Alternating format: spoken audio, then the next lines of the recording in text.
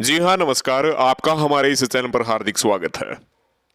पंजाब विधानसभा का सटीक exit poll आपके सामने प्रस्तुत करेंगे। ध्यान से देखिएगा, आखिर किन दो पार्टियों को गठबंधन करना पड़ेगा और क्या कुछ पंजाब में रहने वाला है। ध्यान से देखिएगा।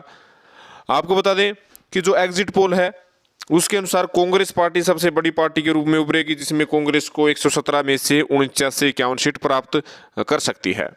वहीं शिरोमणि अकाली दल को 28 से 30, आम आदमी पार्टी को 32 से 36, बीजेपी गठबंधन जिसमें कैप्टन भी शामिल है उन्हें 3 से 5 और अन्य को 0 से 1 जो है सीट मिल सकती है। सबसे बड़ी बात है, किसी को पूर्ण बहुमत नहीं है।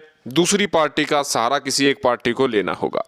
आपने देखा है कि महाराष्ट्र में शिवसेना, कांग्रेस व अन्य पार्टियों का गठबंधन करके सरकार बनाने से संबंधित जो आपके सामने स्पष्ट रवैया है। हरियाणा में जेजेपी अलग चुनाव लड़ रही थी और बीजेपी अलग चुनाव लड़ रही थी, लेकिन चुनाव के बाद में दो अलग अलग विचारों वाली पार्टियों का गठबंधन भी हुआ है।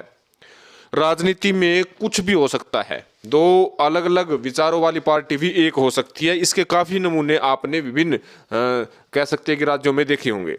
लेकिन अब ये संभावना है आम आदमी पार्टी और कांग्रेस के बीच में गठबंधन नहीं हो सकता। कारण है, आने वाले समय में दिल्ली में एमसीडी चुनाव होगा। अगर कांग्रेस और आम आदमी पार्टी गठबंधन करती है तो एमसीडी के चुनाव में बहुत बड़ा इफेक्ट दिल्ली में देखा जा सकता है। खुद केजरीवाल नहीं चाहेंगे कि कांग्रेस के साथ गठबंधन हो, तो आम आदमी पार्टी और शिरोमणि अकाली दल के बीच गठबंधन हो सकता है। ये भी एक बहुत बड़ा मैसेज हो सकता है कि शिरोमणि अकाली दल और आम आदमी पार्टी के बीच में गठबंधन हो। हालांकि शिरोमणि अकाली दल की तरफ से मजीठिया ने साफ तौर पर कहा कि बीजेपी अगर उनके साथ गठबंधन करना चाहेगी तो रास्ते खुले हैं। अगर उनके साथ सरकार बनती है तो बहुत बढ़िया है। लेकिन जो हमारा एग्जिट पोल है उसके अनुसार बीजेपी को इतना प्राप्त बहुमत नहीं मिल रहा है कि वो गठबंधन करके, दो पार्टियों के बीच गठबंधन करके जो है सरकार बना सके। तो शिरोमणि अकाली दल और आम आदमी पार्टी भी गठबंधन कर सकती है और इसके साथ साथ कांग्रेस और शिरोमणि अकाली दल भी गठबंधन करके सरकार बना सकती है। कहीं ना कहीं भारतीय जनता पार्टी के लिए पंजाब में बहुत बड़ा इफेक्ट देखने को मिल रहा है। बड़ा अवसर उनको नहीं है। अगर वे 10 सीट प्राप्त करती है तो उनके लिए सुनहरा अवसर हो सकता है कि किसी एक पार्टी के साथ गठबंधन करके एक सुनहरा अवसर प्राप्त किया जा सके। लेकिन ऐसा होता हुआ प्रतीत नहीं हो रहा है। आपको पता है कि विभिन्न प्रकार के न्यूज़पेपर ने भी विशेष तौर पर लिखा है कि पंजाब में स्पष्ट बहुमत मिलने के कम आसार हैं, समझौते से बनेगी सरकार।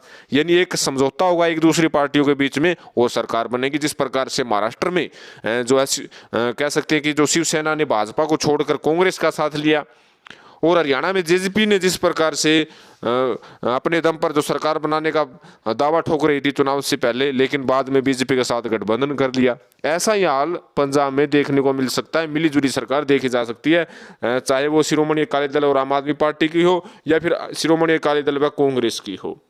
तो कहीं ना कहीं नया समझौता पैदा होगा और इस समझौते के बीच में कौन मुख्यमंत्री बनेगा, कौन डिप्टी सीएम बनेगा, ये तो समझौते पर ही निर्भर होगा।